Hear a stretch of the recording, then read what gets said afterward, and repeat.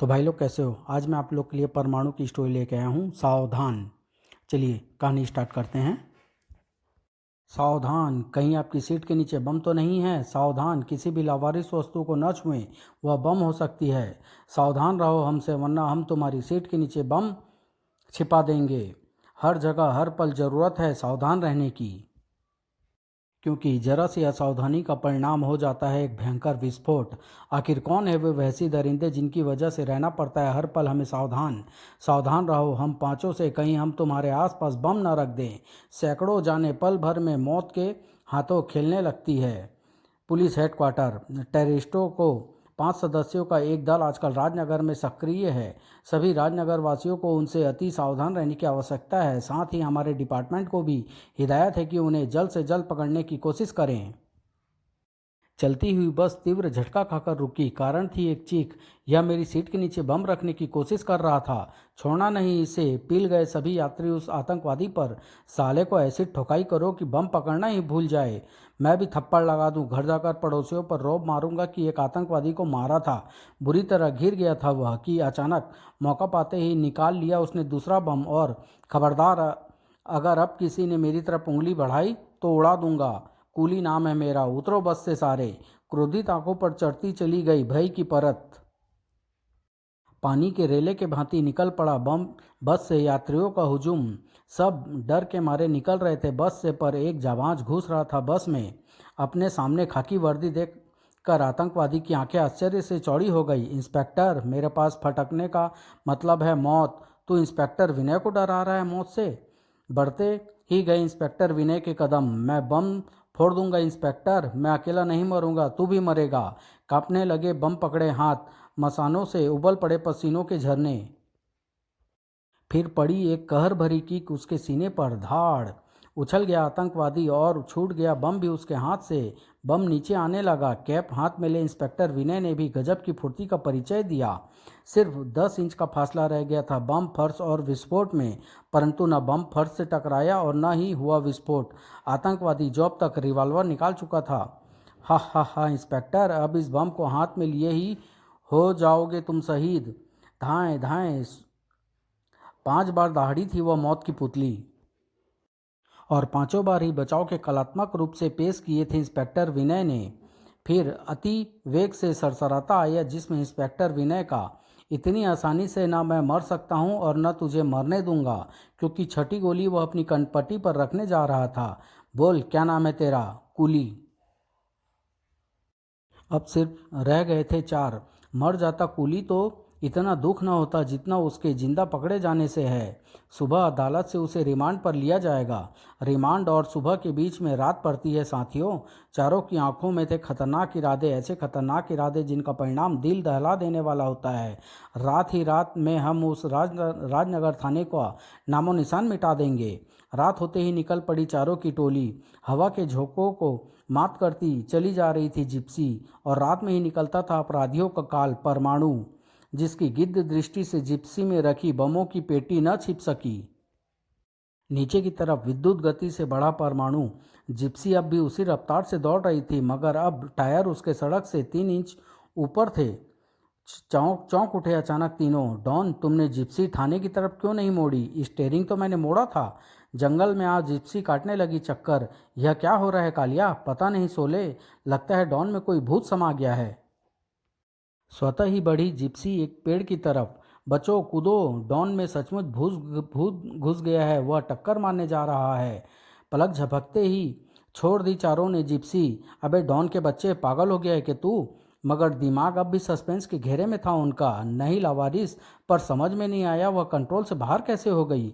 Gypsy पेड़ से टकरा कर बैठी आत्महत्या। धड़ाम, और जिप्सी में रखे बम भी हो गए धड़ाम धड़ाम। इधर चारों निकल आए थे सस्पेंस के घेरे से बाहर। परमाणु, तो तेरा किया धरा था यह सारा खेल। अगले ही पल चारों के हाथ में नाच उठे खतरनाक खिलौने। एक खेल तूने खेला, अब दूसरा खेल हम खेलेंगे रिवॉल्वर से। कमाल है, मैं तो स्वयं यह पूछना चाहता हूँ कि तुम बमों को खेल किसके इशारे पर खेल रहे हो? और तुम तो मुझसे ही खेल अपनी बात अपनी बात काट बीच में ही उछलना पड़ा परमाणु को। ओह, क्योंकि चारों में से एक ने रिवॉल्वर के घोड़े दबा दिए थे। धाएं धाएं शुरू हो गया था अंगारों का खेल। जालिमों ने अपने अपने रिवॉल्वर खाली कर डाले और परमाणु फिर उनके स्थान पर खड़ा हो मुस्कुरा उठा। उन्हें पता ही न था कि परमाणु कैसे दे गया उनकी गोलियों को चकमा। अब भी दिल में कोई हसरत बाकी है तो निकाल लो, क्या पता बाद में मौका न मिले। यह कैसे बच गया पता नहीं डॉन, मगर इसका बचना हमारे लिए खतरनाक है और शोले खतरे की जड़ खत्म करके रहेगा। शोले के इस अप्रत्याशित वार की उम्मीद न थी परमाणु को। अब शोले के हाथों से होगी तेरी मौत। बैलेंस बिगड़ गया परमाणु का। पीछे पीछे तैयार खड़ा था कालिया वार करने के लिए। संभलने की लाख कोशिश कर रहा था परमाणु, पर वे कसाई तो उसे एक एक सेकंड का भी वक्त न दे रहे थे। साए साए कर उठी परमाणु की कनपटिया। उफ, एकाएक सारा मस्तिष्क झंझना उठा मेरा। परमाणु अपने होश खोने लगा। लवारिस दहाड़ा, नोच लो इसका नकाब। बड़ा नकाबपोश बना फिरता था। परमाणु की तरफ बढ़े चारों और रह गए अगले ही पल हैरान। यह तो गायब हो रहा है। हमारी आंखों को धोखा तो नहीं हो रहा। परमाणु हो रहा था ट्रांसमिट। देखते देखते परमाणु हो गया गायब। यह तो गधे के सिर से सिंह की तरह गायब हो गया। अब तो वापस चलने में ही भलाई है, कहीं फिर आ गया तो। चारों मिट्टी के माधो चल दिए। आज थाना उड़ाने का तो प्रोग्राम तो मिट्टी में मिल गया। कल उसे अदालत ले जाया जाएगा, तभी हम कुछ कर सकते हैं। मगर कल भी कहीं परमाणु आ टपका तो?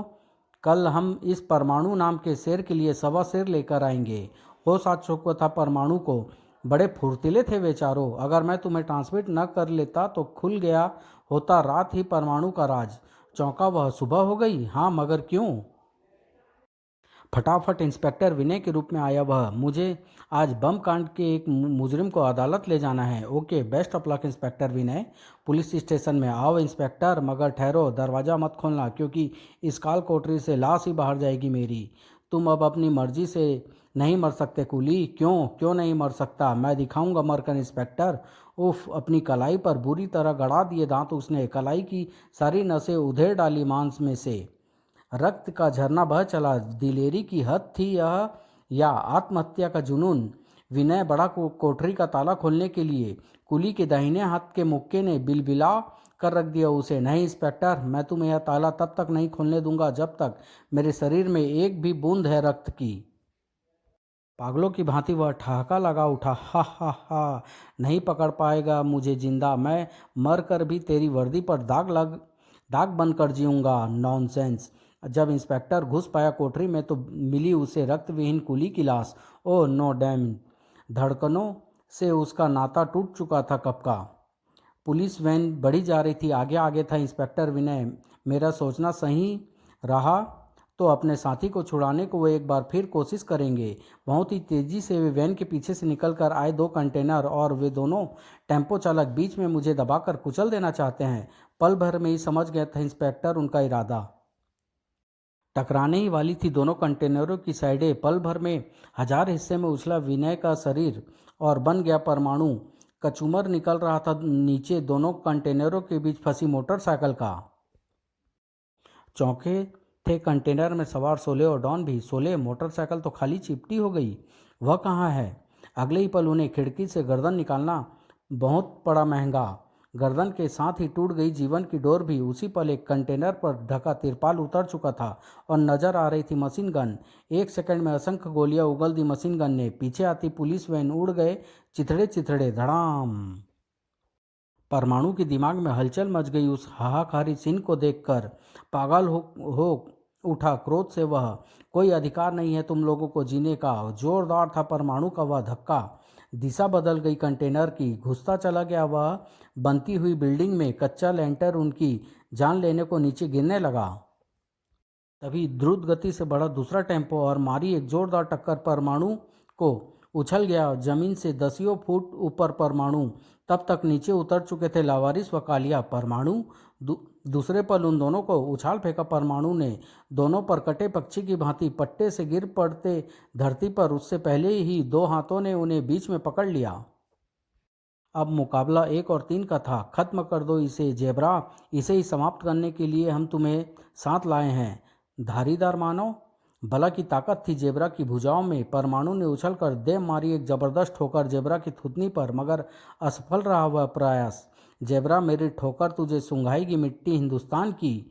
फिर प्रचंड वार किया जेब्रा ने। परमाणु समा गया कंटेनर में। इस कंटेनर की टक्कर से आ जाएगी इसकी अक्ल ठिकाने। बढ़ चला अगले ही पल जेब्रा की तरफ टेम्पो। दहशत नाच उठी लावारिस व कालिया के नेत्रों में। जेब्रा मारा जाएगा अब, और हम भी अपने बचाव को उपाय कर लें। लावारिस टेम्पो चढ़ रहा था जेब्रा पर। भयंकर डकार मारता जेब्रा गिर पड़ा। तभी हुआ चमत्कार सा। यह टेम्पो ऊपर उठ रहा है। उठ नहीं बल्कि उठाया जा रहा था टेम्पो जेब्रा के अथाह ताकत भरे हाथों द्वारा। हा हा हा, जेब्रा को मौत देने चला था परमाणु। न गवाया क्षण भर भी टेम्पो से निकलने में परमाणु ने। यह गया टेम्पो। खुश फहमी हो गई जेब्रा को। हा हा हा, हो गया टेम्पो के साथ ही खत्म परमाणु। दूसरे ही पल उसकी खुशी काफूर हो गई। यह गर्मा गर्म तारकोल तेरे दिमाग को करेगा ठंडा। अभी दर्द से बिलबिला ही रहा था जेब्रा की तेरी दर्द मेरी चीखे इसी तारकोल के ड्रम में हो जाएगी शांत फिर। लेकिन जेब्रा भी बड़ा जीदार निकला। उसने पकड़ लिया अपने फलादे हाथों से परमाणु को। पकड़ इतनी मजबूत थी कि पूरी ताकत लगाकर भी न छुड़ा पाया परमाणु स्वयं को। अब तारकोल का लेप मैं तेरे जिस्म पर चढ़ाऊंगा परमाणु, तुझे उस भट्टी में डालकर। खदेड़ता ला रहा था वह तारकोल भट्टी की तरफ परमाणु को। शारीरिक शक्ति में तो यह मुझसे 21 ही निकला। अचानक परमाणु झुकता चला गया पीछे की तरफ। शायद यह ट्रिक काम हो जाए। दूसरे ही पल हवा में जैम्बो जेट बना हुआ था जेब्रा। जैम्बो जेट बना जेब्रा सीधा गिरा तारकोल भट्टी में। अब तक परमाणु भी आ चुका था भट्टी पर। ढक बंद कर उसे चढ़ा दिया कुंडा। अब कोई गुंजाइश नहीं है तेरे जिंदा बचने की। खोलता तारकोल सचमुच बन गया उसकी मौत का कारण। पर मार धाड़ का यह चक्कर अभी खत्म नहीं हुआ था। अरे, परमाणु ने हमारे जेब्रा को मार डाला उस भट्टी में घुसाकर। अब तो यहाँ से निकलने में ही भलाई है। दोनों भागने के मूड में थे कि ठहर गए जहाँ के तहाँ। कहाँ जा रहे हो बच्चे? परमाणु, हमारा रास्ता छोड़ दो वरना पछताओगे। क्योंकि इधर तुम जेब्रा से फाइट कर रहे थे, उधर हमने उस इमारत में बम छिपा दिए हैं, और उन बमों का संबंध है मेरे हाथों में थमे रिमोट से। यकीन न हुआ सुपर हीरो को। झूठ बोलते हो तुम। बटन दबते ही देखो इमारत का एक हिस्सा भयानक विस्फोट से गूंज उठा। साथ ही गूंजी कई चीखें भी। भय से ग्रस्त अनाथ आश्रम के बच्चे आने लगे बाहर की। लावारिस की दहाड़ ने जमा दिए कदम उनके। कोई भी इमारत से बाहर ना आए वरना हम दरवाजों पर लगे बम ब्लास्ट कर देंगे। लेकिन खौफ खाते भागते हुओं को बम की धमकी ने न रोक सकी। अंदर बम फट रहे हैं, भागो भागो। लावारिस पागल हो उठा। Click click. कई जिंदगियां फिर मौत की राह पर चल दी। लाशों ने उनकी नसों में लावा भर दिया। नहीं हत्यारों, नहीं छोड़ूंगा तुम्हें खूनी भेड़िए।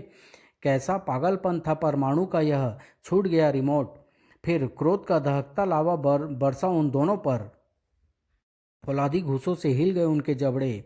जब वे उस वेल्डिंग वर्क से बाहर आए तो उनके हाथ में थमी थी एसिटिलीन टॉर्च। आ परमाणु आ, हमने तो सोच लिया है अब मरना है, मगर मरने से पहले तुझे जिंदा छोड़ने का कतई इरादा नहीं हमारा। लावारिस का हाथ फुर्ती से हरकत में आया। पीछे से लगा दी एसिटिलीन टॉर्च कालिया ने। हालांकि एस्बेस्टस की फायर प्रूफ ड्रेस थी परमाणु की, मगर उसकी तप ही इतनी थी कि चीख निकल गई परमाणु के मुंह से। उसी पर लावारिस ने बेहद तीव्रता से पिघलाया खंबा लोहे का। खंबा परमाणु की खोपड़ी फोड़ने को गिरा, पर शक्तिशाली भुजाओं पर रोक लिया उसने उस भारी भरकम खंबे को। वक्त पर इसकी तरफ नजर चली गई, वरना आज तो गया था परमाणु। दोनों फिर बढ़े परमाणु की तरफ, लेकिन गलती की थी इस बार उन्होंने आगे बढ़कर। लावारिस, हटा इसे, मुझसे तो हिल भी नहीं रहा। उसी पल जंप ले आ डटा उस लोह स्तंभ पर परमाणु। अब यह स्तंभ तुम्हारी जान लेकर ही हटेगा हत्यारे। तभी बच्चों का सुर सुनाई दिया उसे। परमाणु, इन हत्यारों को हम सजा देंगे। फिर शुरू हुआ बच्चों का प्रतिशोध। ऐसे ही फोड़ा था ना बम तूने हत्यारे।